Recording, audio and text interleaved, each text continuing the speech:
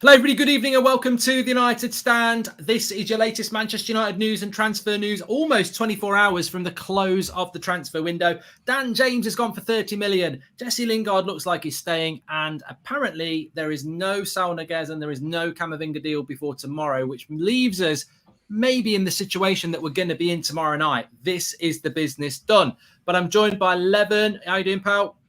I'm doing good. Excited. It seems like there is going to be a bit more, interesting things going on. Hopefully, at least the Dan James thing's done, but I'm excited. Adam, how you doing, mate? Yeah, all good, mate. Fully recovered from yesterday and just waiting for this crazy transfer window to finish now. And Kevin, how are you doing, Kevin? I'm very well, mate. How are you, Mark? No one ever asks. You used to ask sometimes. I'm all right, actually. Yeah, I'm not too bad. £30 million for Dan. I tell you what, we've got some really exciting news because we've all been worrying about Ricky. And I can tell you, Ricky's actually fine. He sent me a picture. He's in some, I don't know, I'll find out where he is, but he's sent us a message that he wants to be read out on the show. I said to him, Dan James hasn't died, mate. He doesn't need a tribute, but he has sent us a little message that we'll read out in a minute. It's quite a long one.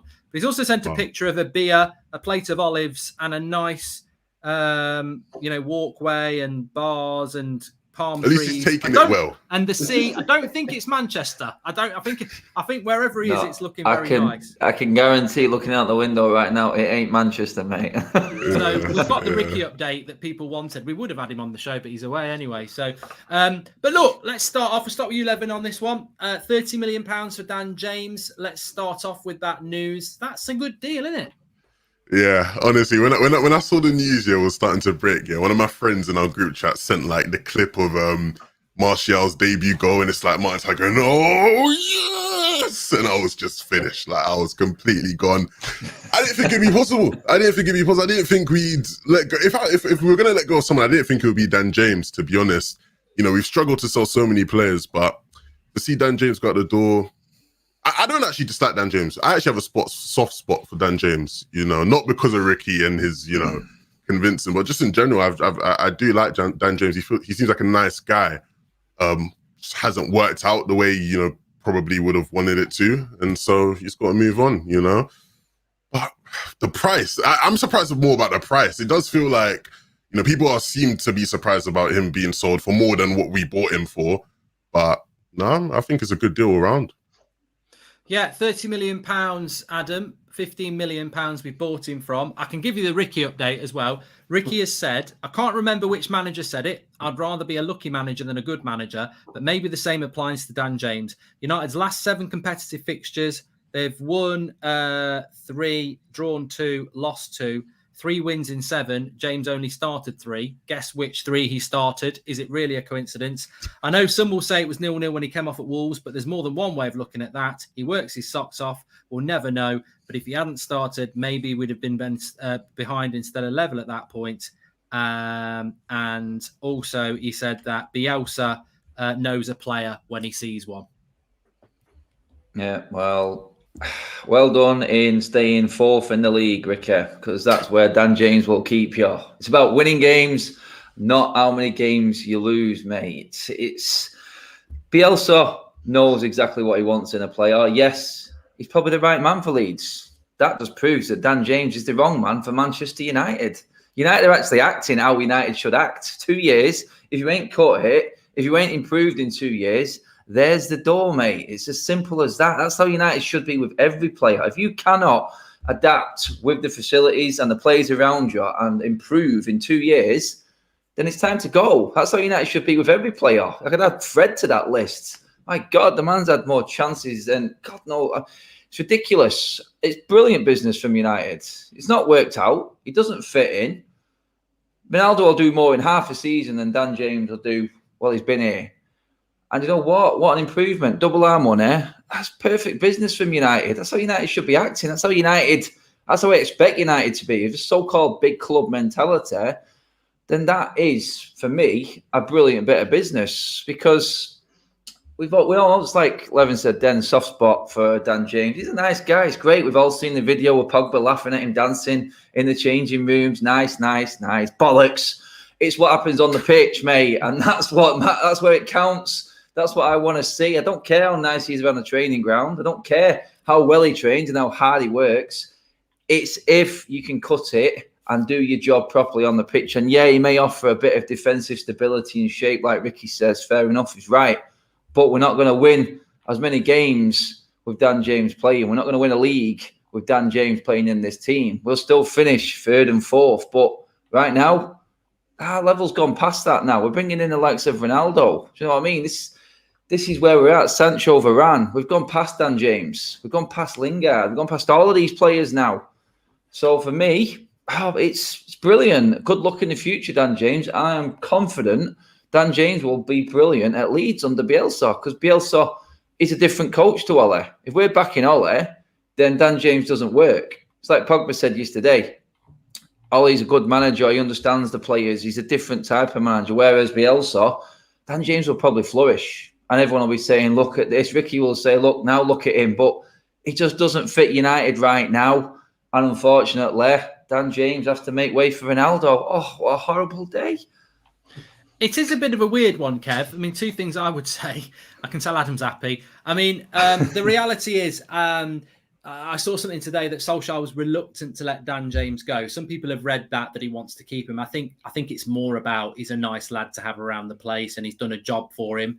He has started in 2 games out of 3. Ronaldo, I think if Ronaldo hadn't been signed, Dan James would still be here. I don't know whether you agree with that. And it is.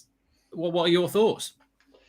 First of all, I think that if the rumours are true and it's said to be around 30 million, it's unbelievable. And for Manchester United, I mean, this is a club where we're used to paying well over the odds for players, and then we practically give them away, or we can't get rid of them, the likes of Phil Jones, and that's still kicking about.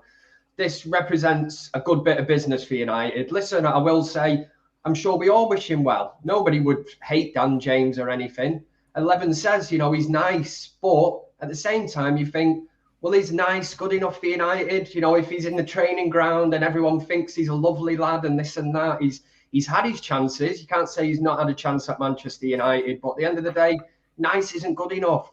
We need characters. Well, the main one now that's coming in, obviously, Ronaldo, which has just blown everything out the water at Manchester United for me.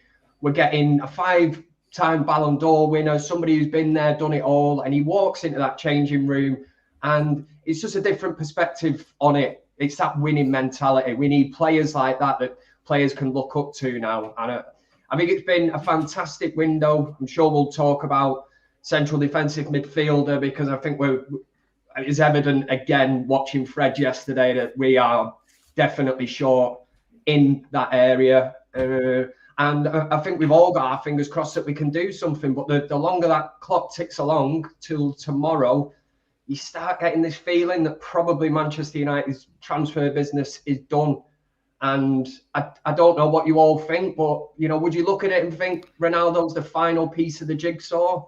Or do we need that extra bit in the midfield? Because Fred, for me, is just uncertainty and just, breeds this.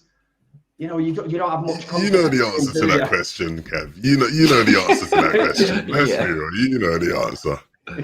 To be fair, yeah. What I would say about Dan James is that I think a lot of it is down to timeline, right? I think you look at just this year, in 2021, the timeline of this team, I think, has accelerated a lot, where I think with Dan James, that kind of a signing where he's obviously was a championship talent, that it's sort of become a trend where we're seeing a lot more championship talent come into the Premier League, and they don't necessarily become superstars, but they will become valuable players that people want to have. And so that's why, those kind of signings will never frustrate me. I wanted us to sign Michael Olise, who's gone to Crystal Palace now, right? These kind of exciting young players who are thriving in the Championship, you bring them in, see how they do. The problem is, right, Dan James, you look at the timeline and how things have accelerated. We've gone from Dan James realistically being someone who gets on the bench, and maybe you do bring him on in certain games and all of that, to we've got Ronaldo, we've got Sancho. Greenwood looks like he's, going to be the best number 9 in the league in a couple of years. You've got Martial back, who needs to prove himself. He needs to get minutes. Rashford's going to be coming back. Like, our squad's timeline has accelerated so fast, which is a good thing for us as fans, right? Of course, that's what we want. We want to be in this better position that we're now in. it's just unfortunate for Dan James, really, that he just doesn't fit now. It's probably just too much of a big step up for Dan James. You look at Jesse Lingard, went to West Ham. You know, the fans were calling him Messi Lingard. He looked absolutely unbelievable. We'd never seen him create any kind of form, run a form in a Manchester United shirt like that. But he was at West Ham. You know, he stands out in that. No disrespect to them. Like you say, he'll probably go to Leeds and rip it up. You know, he'll probably look a really good player in a Leeds team. But Manchester United, you just have to be a different type of player, don't you? You do. There's a lot of people talking about an Everton hijack. I mean, I couldn't give a shit, really. I don't think we're going to get a bidding war. I think 30 million's already taken a piss. If he goes to Everton or Leeds, that's his thing. But Romano has said it's looking like Leeds, so I don't think this is going to be about a bidding war, really. I think the deal is already a very good deal for Manchester United at 25 million plus add-ons, which would be about 30 million pounds. Of course, that leads us into the fact that we were talking about this just before, Adam, weren't we? That actually, if Ronaldo pays for himself, what was it you were saying, Kev, before we went on air about memberships? Yeah, the price of membership. Well, I know for a fact the cheapest membership I think is 20 quid. Yeah, that's you covered for the season. It doesn't guarantee you're going to get a ticket. You just have to have a membership to be able to apply for tickets through the memberships scheme. So on the announcement that Ronaldo had signed on Friday, 100,000 new members that evening. You know, and if you just say that it's like £20, you do the maths, that's where you start breaking this deal down. And we spoke about it before United were involved in this, and it looked like he was going to City. And I'm saying, I cannot believe that the Glazers would not be involved for Ronaldo. And we spoke about it, the fact that it's put 200 million on the overall price of Manchester United as a business. So it's like an absolute no-brainer. All this, he's on 480 grand a week. The guys, imagine what they're making shirt sales. Once his shirt numbers confirmed this week, now we know exactly what he's got. Not even just United fans. I know people who just follow Ronaldo. It's just what he does. But yeah, I mean, look, basically what we were saying before we went on air, Adam, was that Ronaldo pays for himself. 74 million for Sancho, 34 million for Varane, 108 million minus 30 million. That's 78 million. That's only about 10 million more than we normally spend. So we're back in where I thought, and if bloody Lingard goes tomorrow, we'll be below. The net spend actually isn't at that much more than it's ever been. Brilliant signings, but I'm just saying, my point is, where's the bloody midfielder? This is what good businessmen do, mate. And say what you want about the Glazers. There's a reason why they are where they are. They're just very clever businessmen. They don't really care much for noise. Obviously, we had to make our stand with the Super League and whatnot, and the fans' voice was heard. But at the end of the day, nothing's changed. Nothing's changed behind the scenes. Kev's talking there, adds up for 2 million straight out the box from the membership. So 2 million there. Ronaldo's got more followers on Instagram than all the Premier League teams put together. So add that into what United. I think United's like button went up over. God, it was up in the millions for the montage picture they put up of Ronaldo. People, if you don't know social media and how much you can make from social media, then add that to the shirt sales, like Kev just said, because it's rumoured that there is possibly a chance that number 7 shirt's going back to Ronaldo. I mean, I don't know the ins and outs of how it works for the Premier League and whatnot, but if he does get that number 7 shirt, dear God, the money, they're probably going to make money this summer. Even with the players that we've bought. It is absolute. We all know how much the share price went up. We all know the value of the club, how that went up. The social media side, like I said, Kev said, tickets now at an absolute premium. And you know what? They're just probably going to absolutely mint it out on them executive boxes and executive packages and everything right now, United, because every single home game will be sold out without a doubt. You know what? You could probably pay the stupid wages that these players are on just off that. You could probably offer Pogba his new contract off Ronaldo signing. That's how much money Ronaldo's going to make. That's how crazy it is. So the Glazers, hats off to them as businessmen. We don't like them. They don't care. They're still going to keep making loads of money out of United, and there's nothing we can really do about it. But when you've got the players we've got, We want to see decent football. We want to see United competing. They've had a win-win this summer. Compared to where he was a few months ago with the Super League, what a turnaround. What a turnaround for the Glazers. They're looking at it going, wow, lads, thank you very much. Thanks, Ed Woodward. Out the door you go. That was a big swan song for him, wasn't it? The one business he's done recently. And thank you very much. Happy days for the Glazers. Yeah. Also, just I would have forgotten to say it. Ronaldo number 7 shirt. He will be wearing the number 7 shirt. I told you this at the weekend. He will be wearing the number 7 shirt. There'll be, people are saying, "Oh, Cavani wore it yesterday." I'm telling you now, he'll be wearing a United 7 shirt this season, and you can underline that he will be wearing number 7 shirt for United this season. Because again, I wouldn't be surprised if Man United said to the Premier League, special dispensation, "Oh, is that 10 million that's just fell in your back pocket?" I'm not saying they're going to do it that way. They'll do it in an official way, but there's shirt sales of a number 7. I don't want I'm buying a shirt with number 7 on if I buy a Ronaldo shirt. So that's how most people feel. So that's going to happen. And there's other teams promoting it. Did you see the Spurs tweet with like Ronaldo, and then they did Sonaldo 7 as well? Like, there's other teams using Ronaldo to promote their shirts. He's brilliant for the Premier League. He's brilliant for us, but he's actually brilliant for the Premier League. The Premier League's won. It's a massive win for the Premier League. It's like if Messi'd come. I know we're all gloating and smiling and happy because he's coming to us, but if he'd gone to Man City, the Premier League would have had a, on. He's absolutely massive for the Premier League, and Man United will make money. But that's what I mean. Go to Kev. Midfield.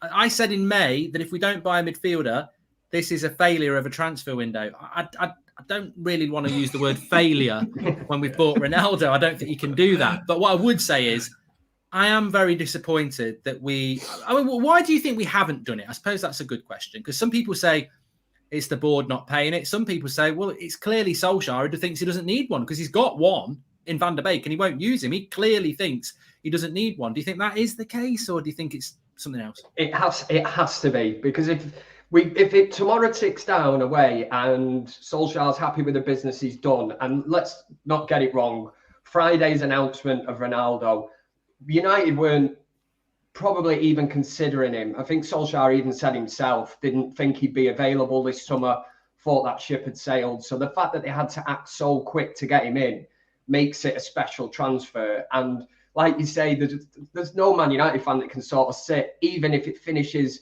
with the business we've done now, and kind of look at it and go, that's been not a great transfer window, because it has. But the real question you need to ask, has it addressed the problems? Now we've addressed the centre-back. Varane looked absolute quality yesterday. Sure, he'll get better and better game by game. Sancho will be finding his feet. Ronaldo just comes in and you would expect him probably to hit the floor running. He's egotistical. He'll want to score on his debut. He was scoring every game because he's mad about statistics and stuff like that. A winner, that's what we want in the team. But really, has it addressed the problems? Now, when you watch United against Wolves yesterday and you see Fred running around in that midfield, bit of a headless chicken, and then you see a Ruben Neves for Wolves and what he can do, somebody who knows how to play that role, it does make you wonder. And it wouldn't be too hard. We're not talking some kind of deal for a player here that's going to cost us 80, 90 million.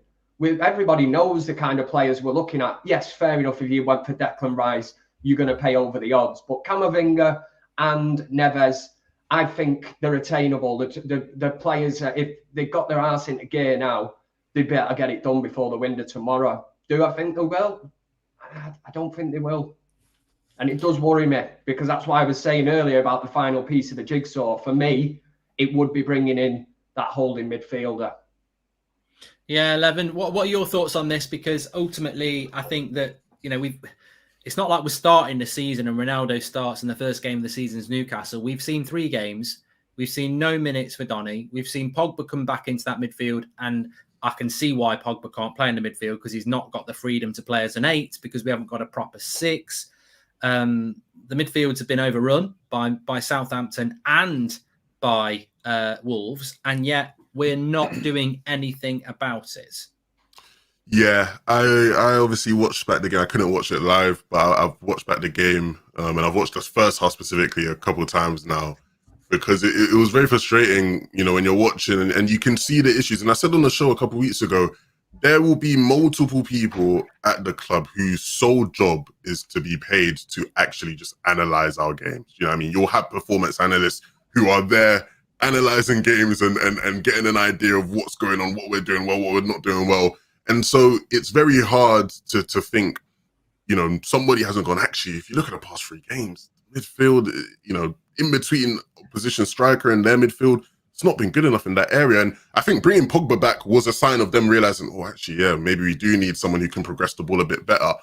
You know, Pogba did a great job with some of his, you know, long range passes and whatnot, but ultimately, you know, it still wasn't there. And even when you're looking defensively, the one thing I've always said to people who say, get Donny in there next to Pogba, in transition, that team, in theory, gets killed, right? If you have Donny and Pogba in a pivot, in transition defensively, you get smoked, you get dusted. But when you're watching, I don't think you could have done any more than yesterday, though, could it? That's what I'm saying. That's the problem, right? Where it's like you're watching Fred and you're like, I can't even back your case here, bro. Like, I can't even. Times, people were running at him, and you know, one of them little remote control cars, and a double decker bus comes along and runs over it. It's like that's what it was like. The amount of times Fred was trying to stop someone and just ended up like a bloody bunny in a tractor's wheels. He was just like, it was just all over the bloody place. It's happened, mate. The same scenario happened at Southampton when they were on the break. He tried to get back at a player, and we're not talking.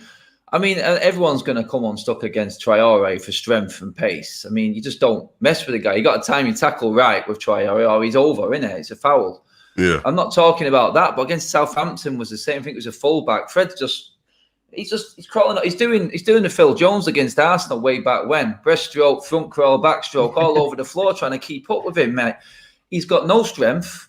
He literally did. You must have seen it, man. He played a 1-2 with Wolves for a counter attack, which nearly cost us a goal. I think that was the Wan-Bissaka brilliant clearance one. I'm like, and believe me, guys, yeah, the away fans were absolutely amazing, as they always are yesterday. But the moans and groans about Fred, it's not just everyone online watching and people watching on TV. Everyone in the ground knows what's going on with Fred. He's just not good enough. I don't know how he gets in that team, because we're all saying, oh, Donny, he may not work, Donny, he may not work. Is this, is that? It's like 11 said then. I understand it totally, but we just don't know, because Fred just plays bad and gets in. I'm talking about people actually getting chances in the team, because you can say that for a few different people. There's the fringe players at United who you just know aren't going to get a game. It's like the Dallo probably. He's not going to get in ahead of Wan-Bissaka. It's like Bailly now. I don't think we're going to see Bailly again. Maybe a Carabao Cup game. There's a few players there that, you know, Ole will just use sparingly, and when he really needs it, or there's a big game coming up, them players are just not going to play. And as a player, I've said this many a times, you just cannot. How can you wholeheartedly put everything you've got into when you play if you know it's not going to come to anything at the end of it? You're not going to get a place in the team next week if you play well. And then you look at Fred and the catastrophe that he's been the first 2 games of the season. No, he was all right against Leeds, sorry, but the second 2 games away from home against Southampton and Wolves, he's just been inept. He's just been absolutely useless. He's like a hot potato. He's got no control over the ball ever. If you played simple passes, just won the ball back here and there and just played it, we all go, yeah, that's okay. But we're talking about Dan James here being all right, not good enough. And we've got another one of these guys in probably the most important position in our team, in Fred, who plays week in, week out. And this is where the criticism for Ole will come, because like Kev said, it is solely down to Ole that we haven't bought a CDM. He's got Donny there who he doesn't use. So why would he see fit to actually put a bid in for another midfielder this summer? And that's probably why we haven't got one.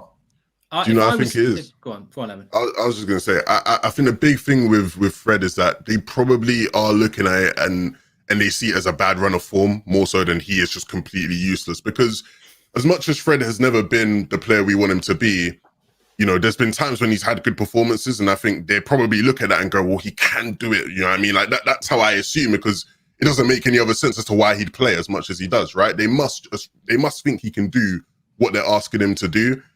But the problem is like you said, he's been horrible. And it's not even been he's been bad or he's been like a 6 out of 10. Like he's been shocking, right? 2s and 3s.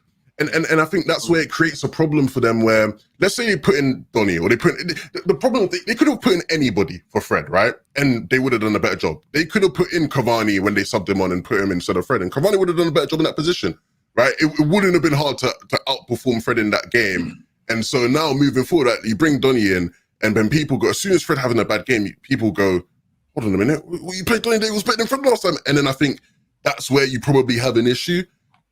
To me, though, I look at that and I go, if you're going to risk losing games off of that, it's not worth it. But I just assume they believe in Fred. And I assume they don't see it as him being finished. They just see it as him being in a bad run of form and they're going to trust him. Because like you said, we're not in for a DM. And if with Fred, though, the thing that pisses me off about this is that, you get all these ex-pros and people slag Paul Ince off, but at least it's very obvious to me when I'm talking to him that he don't really rate Ollie that much. And he might be watching, he might tell me off that, but I don't think he rates Ollie. And I think he's quite unsubtle about it. But when I listen to Gary Neville or Rio Ferdinand or, Paul Scholes or that, they never, ever, ever question Solskjaer. And I think that ultimately, I said it yesterday, I don't think it's Fred's fault that he's not very good. I think it's Ollie's fault that he picks him. And Ollie actually publicly said after the Southampton game, you've got to get your body in the way to block the shot. Well, you publicly berated Fred.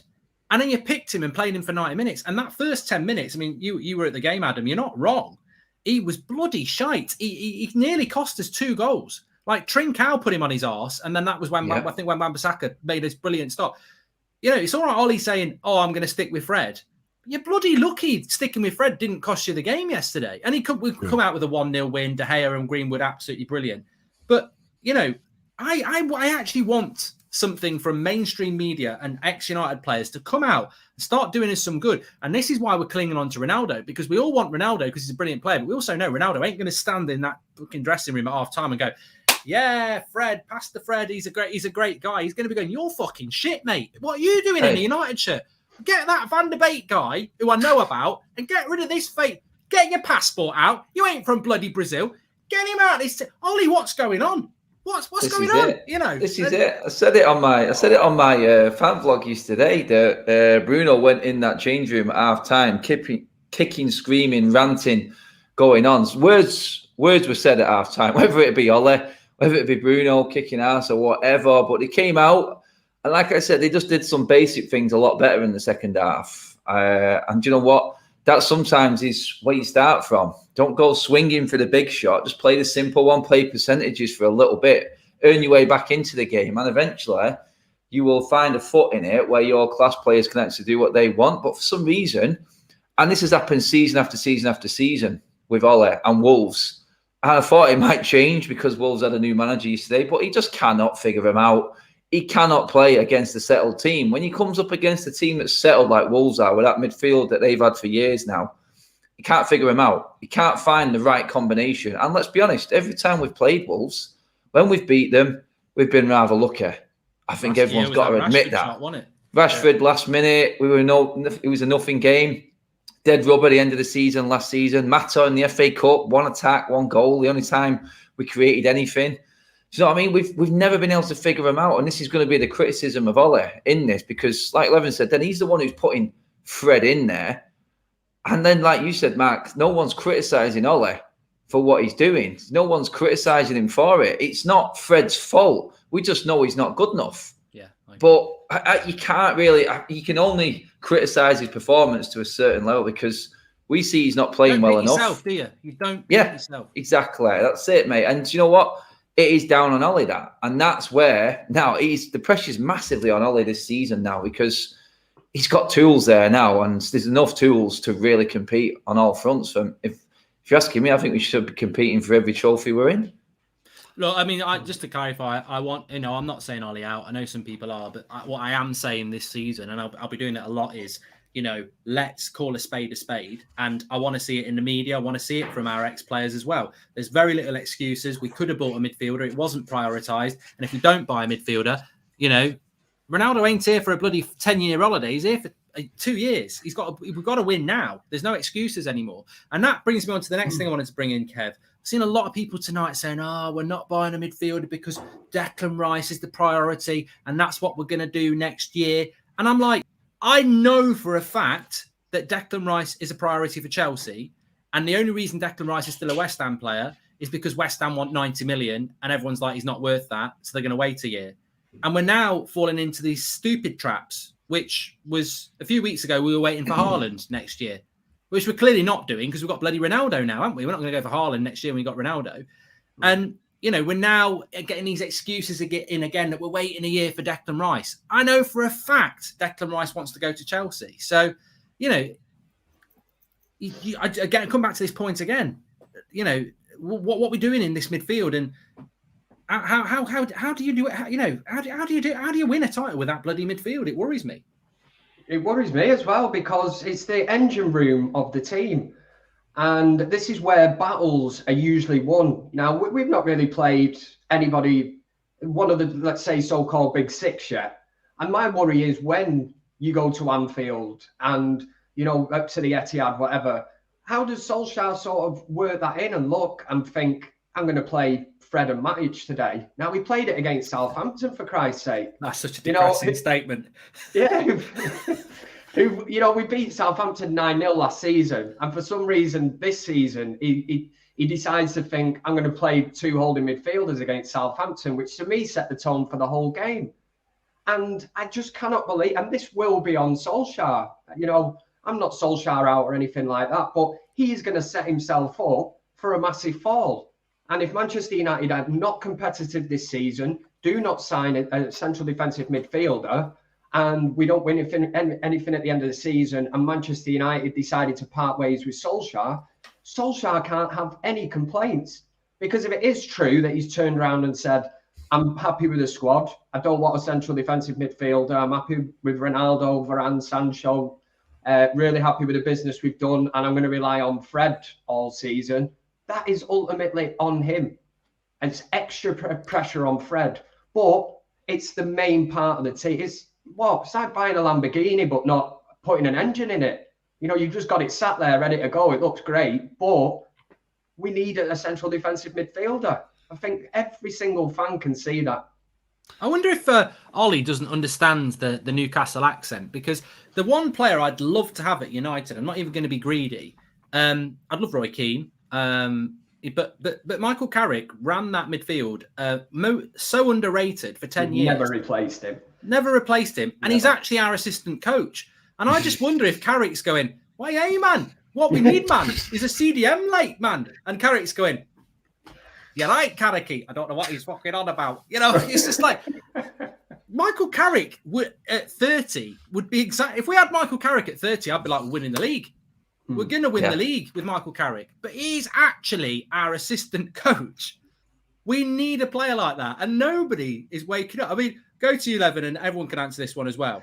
We don't buy a midfielder tomorrow, right? We're all moaning about we need one and we can't win the title. Here's a question for you then, and everyone can answer this. We'll start with 11.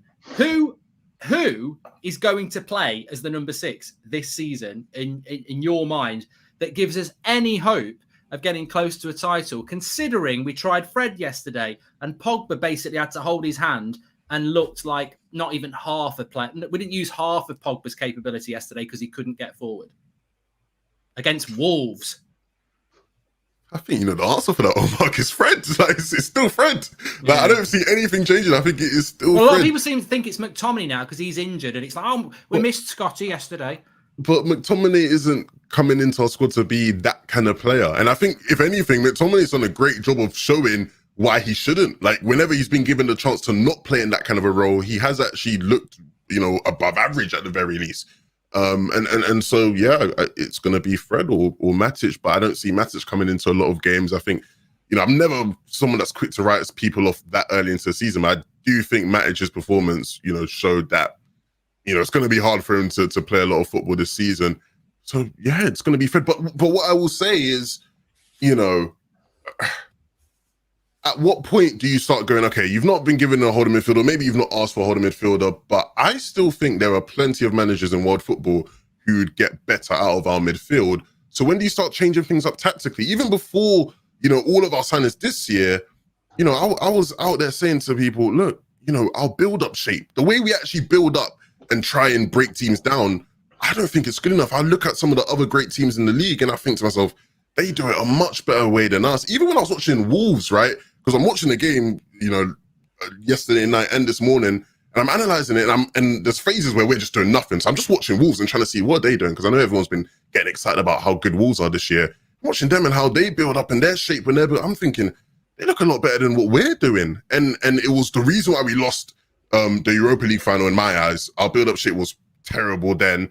I still don't think it's good enough now. Look, Fred might not be good enough. Matic might be finished. Donny van der Beek might not actually be a number 6. But I do believe there are managers out there in the world who'd be able to sort our midfield out and get much better out of our midfield. And so that's why I posed the question to Ollie, like, when are we going to see changes tactically to actually, you know, progress in that department if we're not going to bring in a whole new player? When does that happen? I think tactical changes will be needed when Ronaldo comes in. I still don't think, you know, I think certain things need to be adjusted with Ronaldo. I think based off what we've seen of Sancho, things will have to be done with Sancho. There were so many times in that game yesterday where you could just see Sancho and Bruno are both trying to operate similar spaces, and like they're running into each other, or they're out of sync. Like, so there's things that need to be done clearly. When are they going to be done? You know, Ronaldo's, it's like, with Ronaldo coming in, it really is that sort of like, you guys, we got to clean the house quickly. Mum's coming, the house can't still be messy when Mum comes home. Like, Ronaldo's coming soon. You got to get stuff in check ASAP, because like you've been saying, Mark, so much, Ronaldo's going to be looking around thinking, what is going on? What? Look, I know Fergie and Rio and Patrice and all them men were calling me and convinced me, but this is actually horrid. Like, so you've got to get things in check. And with or without us bringing someone in, I really do think you can get much better out of this midfield, you know, just purely based off of tactical adjustments. Somebody said there, Adam, good point, actually. Robert McCormack said that McTominay didn't play against Southampton. He didn't play yesterday, and the midfielders looked a lot worse. Obviously, we know Leeds is a one-off. We saw it at Christmas last year, and we also saw, I suppose, the fly in the ointment of this argument that without McTominay, that's why we didn't play well. We all had eyes last year, and we all saw McTominay and Fred together, and it was very boring. I don't know, who would you... What is, if we're going with this, who is the person that you play? And look, I would say to that person, Robert McCormack, is you're telling me that McTominay's a number 6. I'm not saying McTominay's not a bad player. I agree with Levin. I think the best we see of McTominay is when he's allowed to burst into the box. If you're the number 6, you're not going to do that. So you're telling me McTominay's now the number 6 because Fred's shit. I don't think we have one. But yeah, how is he going to do this with what he's got? Who's going to play in that role? Because Matic as well, just let me add, Matic, we've only played one game a week. We know Matic isn't fit, but I'm sure he could have managed one game a week, and he hasn't started yesterday, didn't play 1 minute. This is it. It comes down to Ollie and his rigidness with the formation, with the tactics. He looks like he's stubbornly just going to stick with the 4-2-3-1, which itself is causing us a problem because he's trying to find the right combination in midfield. I mean, how many have we had? 3 games, 3 different combinations in that position all season. Levin's talking about Wolves there and how they build up. Why? Because they have the same midfield week in, week out. They know each other. They know how they work. The forwards know how they work. The defenders can give the ball to them.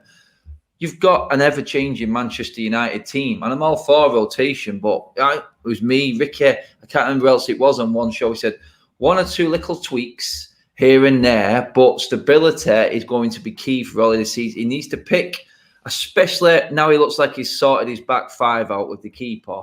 Brilliant. No one's got any complaints about that back line, especially after yesterday and the way we performed. The midfield is letting the forwards down. The midfield is letting the defence down. People are saying Wolves carved us open. No, Wolves did not carve us open. They carved our midfield open because they're inept, because they're not good enough, and they don't have that. They don't have the right mix. They don't have that right know-how between themselves, because he's stubbornly trying to play the 2 and not change his formation. That 2 is constantly changing all the time. And as a defender, you need stability, because you're the one. And he's trying to pass out from the back every single week. You can't pass out with Fred there. You can't do it. You can't pass out with Fred while he's in that role. For me, if you're talking personnel in the 2, then I'm going to go with Matic. I don't care what anyone says. You know what I mean? He's the only one who's composed on the ball. And to be honest, I'd put Donny van der Beek with him there. If Matic tires, you've got Fred and McTominay's energy. But we're just not going to see it because Ole isn't, I wouldn't say brave enough because he's got balls in who he picks some weeks. So I won't say that.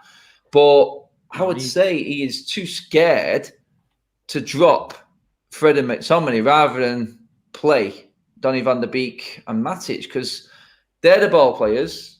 And believe me, we're talking about Michael Carrick here. The closest thing we've got to Michael Carrick is Matic. I don't care what anyone says. Never sliding in for tackles, just reading the game. And yeah, we talk about legs. And he started the Southampton game really well. Last 20 minutes, he faded off because we were being overrun and he could not handle it. Southampton got ahead of steam, steamroller does, and we looked a mess. Even Ollie admitted that in the press conference. He was saying playing we with faded. Fred as well. Yeah.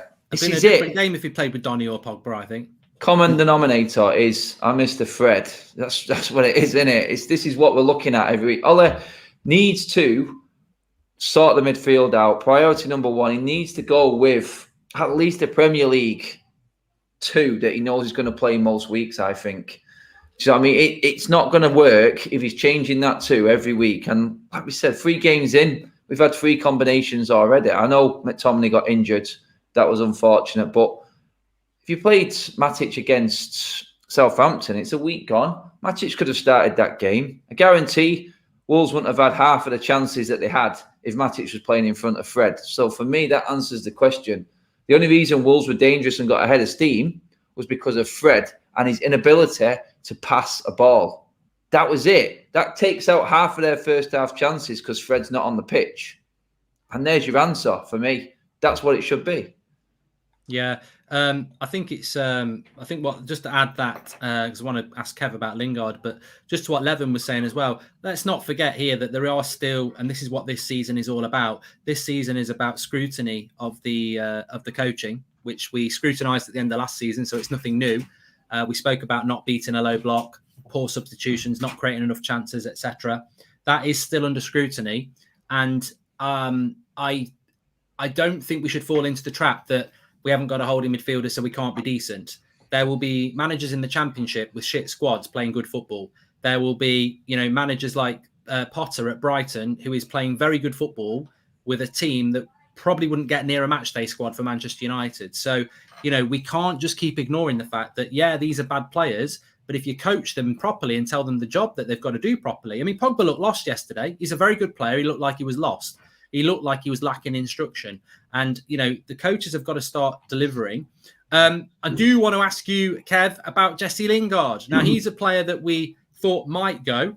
Apparently, there was discussions with West Ham last night, but Sky have come out and said that Lingard has always wanted to stay and Manchester United are happy for him to stay, which means he's probably going to get a new contract. He's got 1 year left on his contract. What's your thoughts on that one?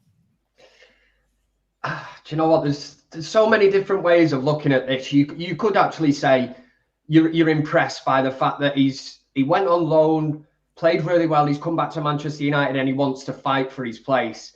But me looking sort of from the outside in, I'm like, Jesse, lad, are you serious? You think you're going to get into this team? Because as a Man United fan, after just signing Ronaldo, Sancho, we've got Greenwood, we've got Rashford to come back. And I'm looking and thinking, if you are, what would I say? If you're looking to better yourself as a player, surely you would need to move from Manchester United. Now, at the same time, I can look and say, well, fair play. Listen, if you want a challenge for your space at Manchester United, but can anybody here honestly see Jesse Lingard breaking into the starting 11? And I'm not talking Carabao Cup games. I just can't see it. Unless anybody can disagree on that. So in that sense, I don't agree. I don't agree, but to my surprise, Ollie said he would have started Lingard in the first game of the season. I'll leave that with you. I don't know what you think about it, but Ollie literally said he would have started him. I look at it this way. Jesse Lingard went on loan last season because he couldn't get in the team. He's now got Sancho and Ronaldo added to that team. Yeah, James has gone, but he's got Sancho and Ronaldo in front of him now. So why, as a player, would you make that decision? That is absolutely, you know what? It's almost as crazy as Jesse Lingard going into the England squad and Greenwood staying at home. Thank you, Gareth Southgate, by the way, for that. Absolutely buzzing for that one. But Jesse Lingard, now I said to Kev, we talked about this, Kev, in one of the shows, and we said, Lingard's last World Cup opportunity, in my opinion, people may disagree, but at 29, I think this is his last World Cup chance. He's not going to play. And Gareth Southgate, as crazy as this decision's been for bringing him back in, I think he's just being nice because he didn't get into the England squad. He's not going to get into that England squad for Qatar. I guarantee it. And as a personal decision, I'm going, this is career suicide because you're not going to play. Can it? No, you can't. Jesse Lingard's minted. Maybe just throw a theory in here, and I don't know whether it's true. I think he will get a new contract now, which means all of what you're saying is correct. Why is he doing this? But maybe he's doing a Pogba. Maybe he's going to run his contract down and go for free. It'd be interesting if he does that. It will be interesting because he'll probably get a big bumper pay packet, won't he, for that big sign-on fee and whatnot. I'm surprised. But if he's going to do that, you'd think United would be pushing the sale, and they're not pushing a sale. Yeah. They're happy to keep him, and he's happy to stay. You've got to throw into the fact that we're all human beings. We know he's had mental health issues, and maybe he just wants to stay in Manchester. But Everton's not far away. No, it is. Don't get me wrong. It is a really good. I hate the word vibes, but at United at the moment with the players in that squad, it's great. But do you want to be playing on the training ground? Is that it? Is that all you want to be doing? Do you want to be training alongside Ronaldo? It's not a way to finish your career. He's just win Premier League Player of the Month. Premier League Player of the Month and first team superstar for West Ham, and you want to go and bench warm. Look, I'm all for believing in yourself. There was a time when I was 16, I loved Oasis. I thought I was going to be the next big thing. I couldn't even play 3 tunes, but I thought, I believed in it. I'm telling you, Jesse, you ain't getting in that team. And if you do get in that team, we're in trouble. And and I like Lingard. I think he's a good player, but you can't. Lingard cannot be benching Bruno, Sancho, Greenwood, Rashford. He can't because he's not good enough. No, it's his age. His age you have to look at. He's not an Ahmad or a Palestri where you look and go for the development of his career. He went to West Ham a lot. He's 29 years old, and like Adam's spot on. If he's got any ambition of trying to break into the England squad, why would you stay at Manchester United and beat this drum that you want to stay and you want to get into the team? Because I just can't see it happening unless we have some crazy injuries that go on. Such wood, obviously, that doesn't happen, but I just can't see him getting anywhere near it. He's another player. Is he at the stage where he's happy to, be, is the buzz about Ronaldo coming back? I don't know. He's another player 11 as well, who effectively plays where Donny plays as well, who Ollie will probably pick ahead of him. Well, he will. He's above him. In Ollie's eyes, he's definitely above. I still can't go over the fact that he said he would have started Lingard if it wasn't for him being ill, whatever. Like he clearly rates him. Like honestly, genuinely, there is no point of sitting there arguing about him. Ollie's made a stance. He likes Lingard. He wants Lingard to be a part of the team. Like Ronaldo's having a bad game. Yeah, let's someone Lingard. To be back. To be honest, on Lingard, living there, mate. It's like if, say, Bruno, because Lingard's best position is where Bruno plays. We all know that. Just picking out them balls in front of the front three is ideal for him. But if Bruno got injured, touch wood, please don't ever. But if he got injured, I'd be putting Paul Pogba in that position. I'm not going to lie. That's meant to be where Donny's best position is as well. Yeah, I know. So for me, I'm looking at Lingard and going, Lingard, forget the front three. You got no chance. People play CDM. You know what, mate? So he's got an engine on him, hasn't he? So he can pass the ball. I'll give him that. He can pass it better than Fred. I don't know, mate. We're clutching at straws for Lingard. We really are. And I would not be surprised. I would be more surprised for him not to go anywhere tomorrow. I would be a bit disappointed because as a player, you're looking at it on a personal level. I just feel like I'd want to be playing games, and there's definitely no guarantee that you're going to play for Man United. It's probably the worst team to try and get in right now with the amount of players we've got in his position. He's probably got a better chance going to bleeding. Liverpool are playing, do you know what I mean? That's never going to happen, I know. But in terms of the squad and who they've actually got, he's got a better chance of getting a game there than he has at United at the moment because there's too many in front of him. Well, Adam, Go on, Lem. I'll remind you, right? Footballers, right? There's always two sides. You know, you got the footballer, then you got the fan. It's like Jack Grealish, the footballer, decided, yeah, it's probably best for my career to go City, but the fan probably wanted to stay. Lingard, the fan, Ronaldo's back. Yeah, I'm not leaving. I'm not leaving. I want to train with Ronaldo. I feel like a hypocrite saying Lingard should leave, because if I was Lingard, I wouldn't leave. I want to play. I want to train with Ronaldo. I don't care if I'm not getting on the pitch. That's a generational thing. That's I'd leave. I'm trying to train with Ronaldo. I'd be going to. Mark told the story about Paul Ince. This is where I think it's all changed. If I was the Man United manager, I'd be going, "Oh, you want to stay? It's not up to you, mate. True. You're out. See you later. I've accepted the bid. Bye-bye. See you later. You're not going to get this is better for you." Sometimes these players need the decision-making for them. It's like, it comes down to player power again. Yeah, I fancy staying. Oh, piss off. You know what I mean? You're costing us money here and you're going to offer us nothing. So look at Juan Mata. Juan Mata, lovely guy. Jesse Lingard, lovely guy. Both going to be in this season. Why? Yeah, great. Well done, lads. Thanks for being nice men. But what How many trophies are you going to win, man? I don't care. What if, right, Solskjaer has actually sort of sat down with Lingard before the start of the season and said, "Jesse, you know, you definitely want to stay." And then he's kind of said, I will get you into this team. Well, But that's the only way from Lingard's perspective. I agree, Kev. I think he has said that. Fair point. Yeah, it really is a fair point. Strange, but somebody else should be going to him. You know, when he's gone back home and he's told his family and mates, "Ollie's told me I'm going to play." Mate, he said a lot of things. Yeah. Can I list all these players who play in your position, Jesse? Bruno, Pogba, Rashford, Sancho, Greenwood. That's 5. Yeah. Well, look at it this way. It's like you said there in terms of, again, we can't really, we can't always blame Fred for playing. We can't blame Lingard for what Ollie's probably said to him. I mean, it wasn't a few days ago when Donny van der Beek's agent came out and said, "We've been convinced by Solskjaer and what he said." And I'm like, what? What's he told you? Because we've had 3 easy games at the start of the season. We've not even played anyone big yet. The man's not even got off the bench. What's he said to him? I'm like, he must. I tell you, Ollie's got something. He's got something to keep all these players happy. But this is one too many. He's. You know what? In the end, it could come back and bite him on the ass because, you know, vibes behind the scene, great. But when players start moaning, when players start kicking off behind the scene in training, "I'm not playing this and that," then it can soon start spreading and start causing problems. So he has to cut it. Oh, he's got to be very careful, Ollie, with the amount of squad that he's got. Because, like you said, Diallo can't go now, can he? So there's another player. What's he told? Just talking about Mata. What's he told him? I'm gonna get you loads of game time. He's in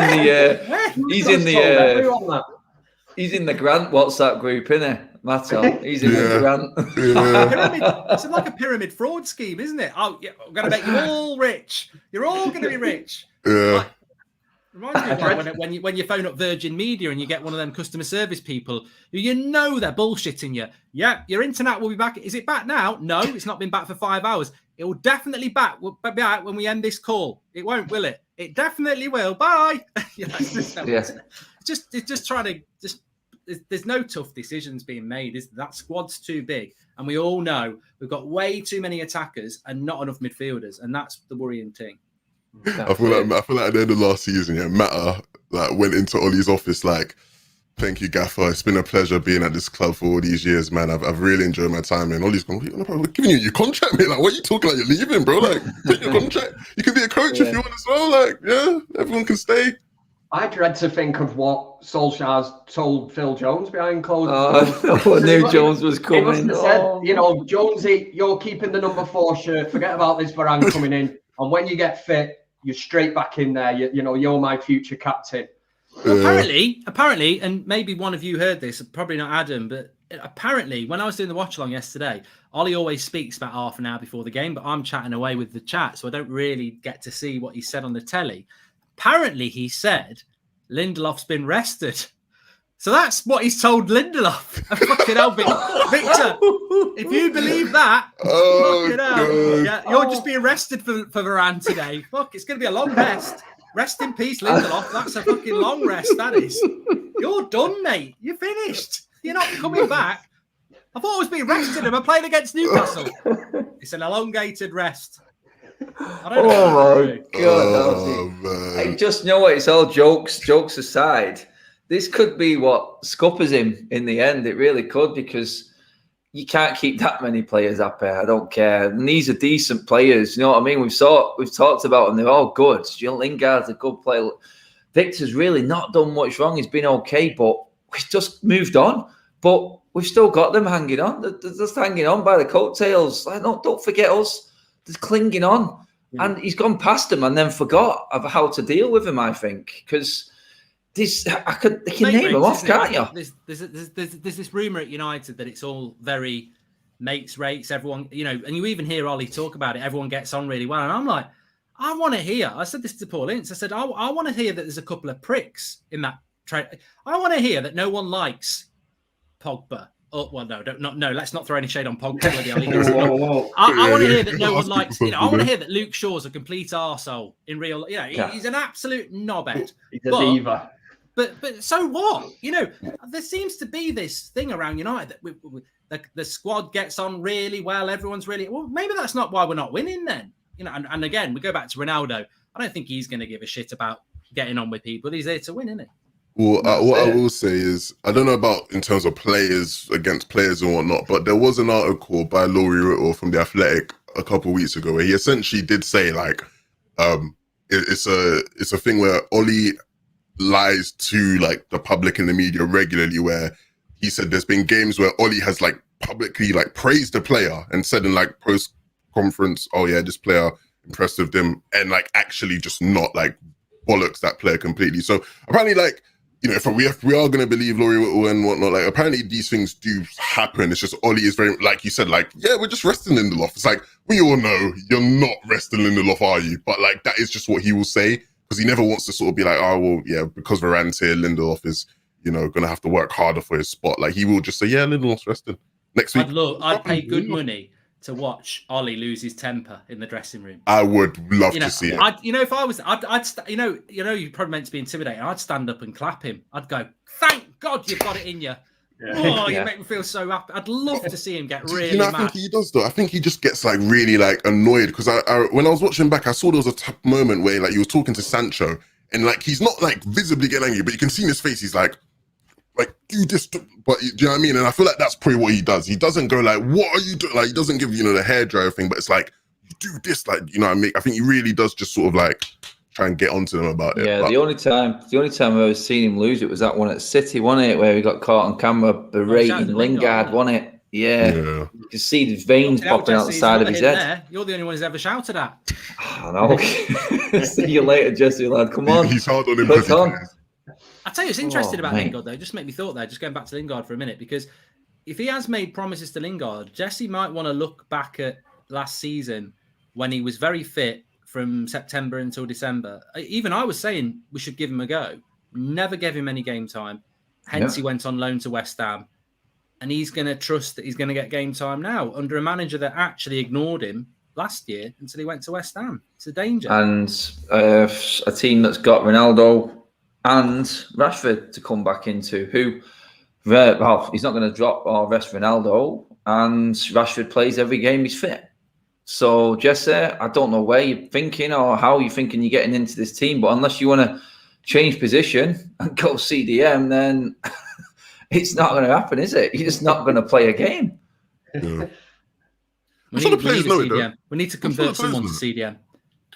And let's not forget, with Solskjaer, he does say a lot of things for effect that are absolute bollocks. Because was it Alexis Sanchez? Remember, he said he's coming back, part of the team, 1 week, boom, sold. Same with Chris Smalling. You know, he said Chris Smalling's coming back. He's got a future at United. 1 week later, sold. Yeah. So I don't know what that's to do with. Well, we've got 1 day now. Yeah, just to let everyone know, we will. I think we're all on tomorrow. Probably not 11. I think you're a bit busy, but we've all got stuff tomorrow and slots tomorrow for the transfer deadline day. We'll probably be talking more about stuff like this than actual deals happening. But you never know, something might happen. But before we wrap up for tonight, I did want to just bring something in that I think if it wasn't transfer window time, we would have spent a lot more time talking about. And that's the goalkeeping situation. Maybe Dean Henderson can play CDM because apparently he's got great ball distribution and he comes off his line a lot. So, but yeah, we'll start on the traditional route again. Start with you, Levin, on this one. De Gea Henderson, where are you sitting on that sort of thing now? Because it's been going on for a long time. Where I've always sat, I prefer De Gea. I think De Gea has shown in the small amount of opportunity he's had that he's still a top keeper. You know, I think, you know, after that game, it's like, you know, you really have to take your opportunities, and he's very much done that. You know, I don't think anybody's really had much to complain about in regards to De Gea. And look, Dean Henderson's great, and maybe he is the future to some degree, but you know, I don't think he's the present. I think De Gea very much has to be the man in goal for us this season. And yeah, I don't want to. I'm happy we've not had to spend much time talking about it because of all the other stuff going on around the club, because it is a very jarring debate. I don't feel like people ever can come to a conclusion about it. You know, if you like De Gea, people who like De Gea will go, yeah, no, De Gea. People who like Dean Henderson, oh no, Dean Henderson was better in this game. Like, just, you know, I'd rather it just be De Gea and we just get going because he's clearly in form right now. I did see something, Adam, and I know you were pro Henderson. I did see something today that there was some talk about him going on loan, but he's refused it and wants to fight for his place. Again, I just feel that we are in the same thing we've just been talking about with Lingard and Mata and everybody else. It's a decision that needed to be made by the coaches, and it's not been made. Because for me, if De Gea's at Liverpool or Man City, he's the number one, and he can make a mistake and he'll still be the number one. But again, this is fine at the moment, but as soon as he makes a mistake, which any goalkeeper will, everyone will be saying get Henderson in, and Ollie'll probably do it. This is it, mate. It's going on to De Gea first. I did talk about it in my vlog. Everyone knows I was pro Henderson for not just the shot-stopping capabilities. You know what I took away from that game yesterday? It wasn't De Gea's brilliant saves, because I know he's got that standard for De Gea. It was that moment when Fred got lost again on the counter-attack. The ball went right over the top of him, and De Gea sprinted 40 yards out of his goal and cleared the ball. I went, that was brilliant. De Gea, that's all I want. Your decision-making and your commanding of your box is what I need to be better. That's what I want for my goalkeeper. I think Henderson showed that he does that. All keepers make mistakes. Sorry, Adam. You see what Fred did when that happened? He actually broke down and cried in appreciation because he knew. Do you know what? I must be surprised with him. He knew he was done. If it didn't happen. He was done, and De Gea bailed him out. And you know what? I went, that's it. That's what I want to see. I want to see a goalkeeper who is going to work with his defence. I mentioned it in my vlog. I held my hands up. I would fully back Dean Henderson. But going back to the decision, Henderson needs to be sold. If you're going to go with De Gea, then I would play De Gea in every game. None of this crap about playing cup games here and there. Forget it. And like you said, then you nailed it, Mark, when you said the pressure is always going to be on Ole, and it's a pressure he didn't need to have when you've got 3 quality goalkeepers. Because as soon as a tiny mistake comes, which happens to all keepers, look at Edison at the weekend. No one's moaning about that goal that he nearly gave to Arsenal. No one's moaning about Alisson's mistakes halfway through the season last season, which cost them. Yeah. For a month. Do you know what I mean? No one's moaning about that because there's no backup there. There's no, we should play him. Oh, it's a Carabao Cup coming. Goalkeeper for the media. Henderson should be in now because it's cup games. No, De Gea should be getting 60 games in the season if he's the number one. I want a decision made. That's my major thing. I said, go with one, commit to one. That's your number one. The other one, sell him. He's gone because Tom Heaton is a perfect number 2. He's not a number 3. He's a number 2. And for me, he's causing another problem. Again, too many chefs in the kitchen for another position. Why can't we just shift off some of these positions we've got loads of and bring in a couple of CDMs? My God, it's complete overload in different areas of the pitch. And then where we really need it right now, we're just short. And I just feel it's going to be a problem. If he goes with De Gea, I haven't got a problem with it. But commit to it and just say, look, there's that stability I was talking about as well, because it goes with a goalkeeper. Defenders need to know who's behind them consistently. If you're chopping and changing them all the time, then you're not going to get that. You're not going to get that consistency. You're not going to get that rapport that you've got to build from. And I say, like Wolves do, like all these smaller teams do, the only reason they compete with us It's because they know from the word go. That whistle goes, you know exactly how they're playing, you know exactly where every single man is and how that man plays. United, no, we don't, because he's changing it constantly. Stick with your number one. He's got his back four in front of him now. That's fine. I'm happy with that. Then we move into midfield, different area again, but we've had that conversation. But yeah, no, De Gea's been superb start of the season. Levin said it. He took his chance. You do feel, Kev, as well, get your thoughts, but you do feel, unfortunately, that as soon as we come back from this international break, we play Newcastle, then we play a Champions League game, you know Henderson's going to be the Champions League goalkeeper, which for me is completely wrong. Yes, bang out of order. Bang out of order. And we could look at this again as being, and we've touched on it here, jobs for the boys, this, you know, you're going to be in the team, stay around. Has the same thing happened with Henderson? Because at the start of this season, there was reports coming out that apparently Dean Henderson wanted assurances from Solskjaer that he was going to be United's number one, which I think is ludicrous. You know, if I'm the manager... He was going to be the number one. Apparently he was the number one until he got COVID, so... If I'm the manager and Dean Henderson come in and ask me that, I'd say, it's not how it works, mate. You prove to me that you can be the number one at this club and you will get them gloves if you impress me. But at the moment, we've got David De Gea, you know, a legendary keeper of the club. He's not put a foot wrong. This season, that double save, fantastic. There's been 2 moments in games when he's made a big save that, you know, that goal goes in, totally changed the outcome of the game. Well, again, what you have to ask yourself, if Henderson wasn't out, would David De Gea have started in net this season? And he's made a real sort of conundrum for himself now because he's got 2 good goalkeepers. For me personally, I would choose De Gea over Henderson. But as he made these assurances behind the scenes, we will not know really, like you say, until after this international break. But I'd be, if I'm David De Gea and he decides that I'm his Premier League goalkeeper, and yet when we get into the Champions League, I'm taken out and I'm sub, not happy. Not happy one bit. No, you want to be playing in the Champions League, don't you? It's the pinnacle. No, I totally agree. And I think that the sad thing is, as Adam said, you know, goalkeepers will make mistakes. They will. They're like anything. It's like a bad pass. It's like a missed shot. You do make mistakes. But unfortunately, we've created this ridiculous situation now where De Gea will have a good start to the season, make a mistake. Henderson will come in. He'll play a few games. He'll make a mistake. De Gea, and that's not a platform for a goalkeeper because it's all about mentality and confidence as a goalkeeper. And also, you know, the dithering in this transfer window is becoming very apparent. Mata's here. Why? Lingard's here. Why? We've got rid of Dan James because Ronaldo's come in. He would have been staying. We've still got 2 goalkeepers, yet we bought the backup. Heaton was obviously the backup, and we've retained the 2. There was obviously some plan to get rid of a goalkeeper, which hasn't actually happened. But it's all being covered up by the fact that this great Ronaldo has come back, which is great. And we've got Sancho and Varane. But actually, I think the thing that might cost us this season is the midfield, as we all know. And some really dithering decisions about things that needed some strong leadership. And somewhere in the club, I don't know where that's come from. Because, you know, bottom line, Ollie could have said, sell me a keeper, get me a holding midfielder, get rid of Lingard. We don't know. But what we do know is that there has been some dithering, and it looks like it might be problematic going into the season because consistency wins you titles, doesn't it? Yep, that's it. And it's a vicious cycle now forever. Now, let's say right now, Dean Henderson was sold. Mistake from De Gea. Why did we sell Henderson? He would have come. Henderson would never make that mistake. Like it's the toxicity will just linger there now until both of them retire.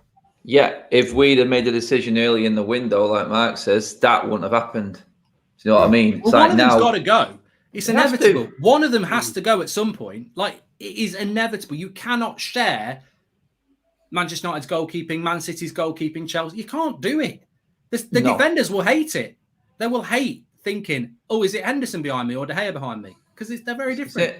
You can't do it. You need stability behind you. You need to know who's there week in, week out. If you're going to build up that partnership, you're going to build up that team. Like we said, consistency and stability. You need to know who's there week in, week out. And it's, this week it's him, so we can't play the ball there. This week it's him, or we can't really fizz them balls into him. You give him too much to do. Keep it simple. Exactly. Well, look, we'll stop it there because we could chat all night, and tomorrow we will be doing that because we've got loads and loads of hours. of chat tomorrow on the transfer deadline show. But look, thanks everyone for watching. Make sure you smash a like on the video and subscribe as standard. Thanks for coming on, Levin. Thank you for having me. It's always a pleasure. Always a pleasure. And somebody asked in chat, is it Lev-in with an I or E with an N? It's E. Lev-in. It's at LEVEN2K. Yes. Not 11. 11. Yeah, just 11 Adam, without I the E. can't remember what yours is, Adam. What's that? Adam Sorry, Stott. mate. Adam Stott 33, is it? No, it's Adam Stott 30 on Twitter. Just Adam Matic. Adam Matic on there. I seen your That'll video find that you sent me. I don't know whether you put it out publicly. He was at the match yesterday shouting Matic. It's like shouting in the mirror. I know. Do you know what? There was a perfect video. Matic, it's me. I'm your biggest fan. If I played it right, it was a perfect moment because he looked straight over and he kicked the ball against the board. But if he had the camera right, it would have looked like he was playing a 1-2. It would have been gold, but I missed the opportunity. I missed it, but yeah, man, that was meant to say how miserable Donny was looking that video. But yeah. I tell you what, you wouldn't have seen it, but Matic looked really pissed off on the camera. He did when they cut to him with 5 minutes to go. I can imagine what he was thinking. It'd be hard for me to not be like chucking a bottle at Ollie's head, from that bench. Be like, "Hello, I'm here. Can you see that bag of shit in the midfield? And here I am. You're not bringing me on." I mean, the forwards have got an excuse, haven't they? The forwards have got an excuse because of so much talent there, but Matic and Donny, I'm with you. I'd be like, oh God, how? Why? If I was Donny, I'd even when the manager turns around and tells you to warm up, I'd just get up and do it anyway. I'd start doing like press ups and star jumps in front of him, like just for the banter, just so everyone else knows that you want to come on and he's ignoring. 100%. Kev, thanks for coming on, pal. Where can people find you? At Kevin Oshford 7 on Twitter and I think Instagram as well. And thanks for having me. I've enjoyed that as usual. And we go into tomorrow praying for a central defensive midfielder. Yeah. And if at least we all know tomorrow, if it doesn't happen, it's over. Yeah. Not literally everything, but the window is shut, and there's no excuses. I think you just got to crack on with it, really. But fantastic show. Really enjoyed it. Big shout out to all the chat, and we'll reconvene tomorrow. Thanks everyone for watching.